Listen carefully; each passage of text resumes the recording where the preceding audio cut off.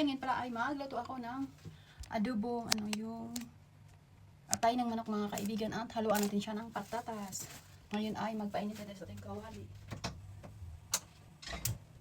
Kaibigan, ay malagay tayo ng mantika sa ating pan.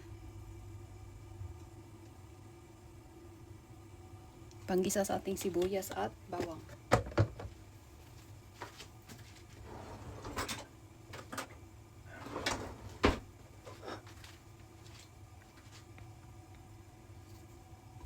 Yun naman natin yung para hindi siya magano ba.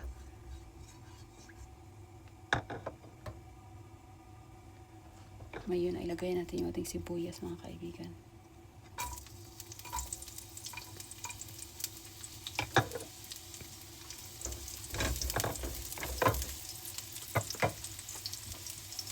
At ilagay na natin yung ating bawang. Hanggang mag-golden brown yung ating bawang mga kaibigan. Tapos yung pag na ba yung mabango na, saka natin ilagay yung ating atay ng manok. Wala siyang balon-balunan kasi dito mga kaibigan. Pag bibili ka ng balon-balunan atay ng at balon-balunan, naka-separate siya, walang fresh na balon-balunan, kaya ito na lang natin kaya walang halo.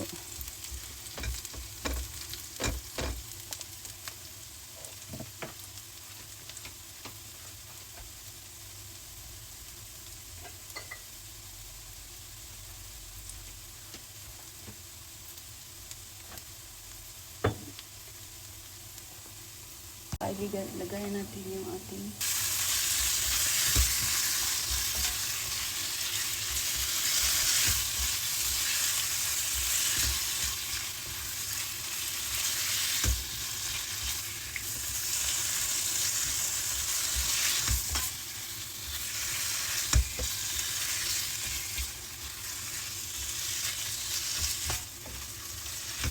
mikos-mikos natin.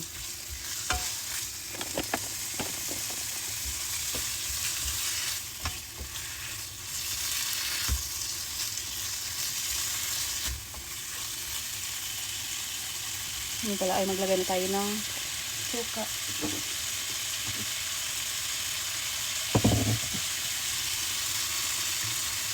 Yung aking gamit na suka ay apple cider vinegar. Yung aking yung homemade. Tapos hindi natin yan haluin ba hanggang mag-ano siya. Antayin natin yan maluto, mag-ano siya, mawala yung pula ba.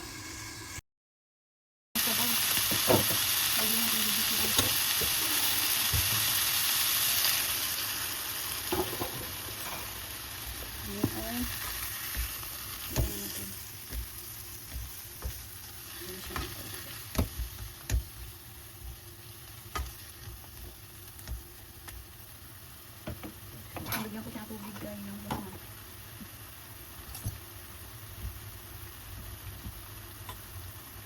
So, ilagay ko natin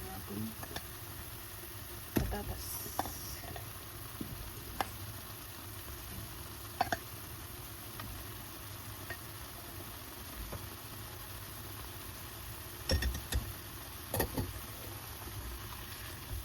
Hindi siya mga kaibigan. Mikos-mikos natin.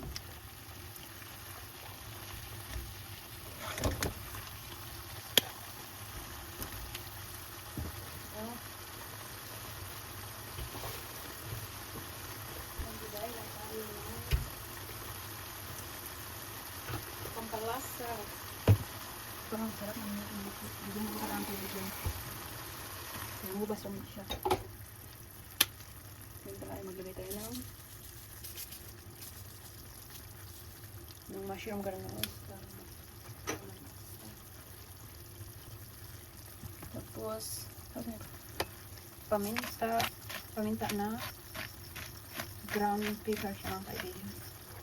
Tapos yung lagay tayo seasoning powder.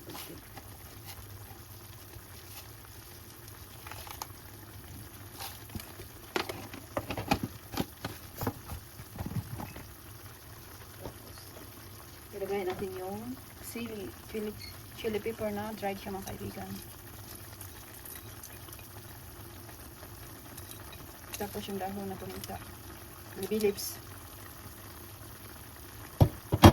Tapos i-mitos-mitos natin.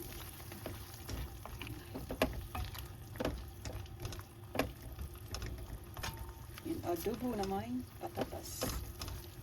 Walang carrots kasi wala tayong carrots mga kaibigan. Ito na. At maglagay na tayo ng tuyo.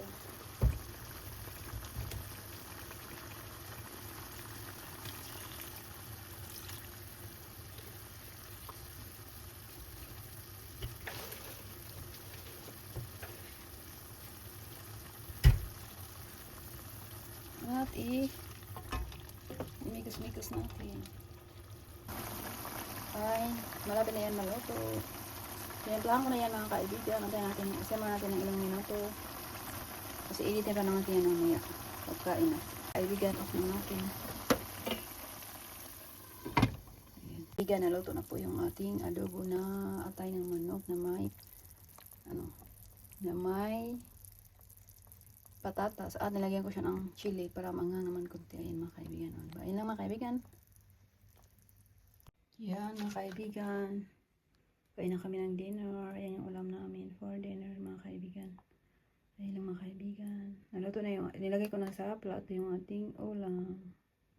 Watching at salamat sa support nyo. God bless!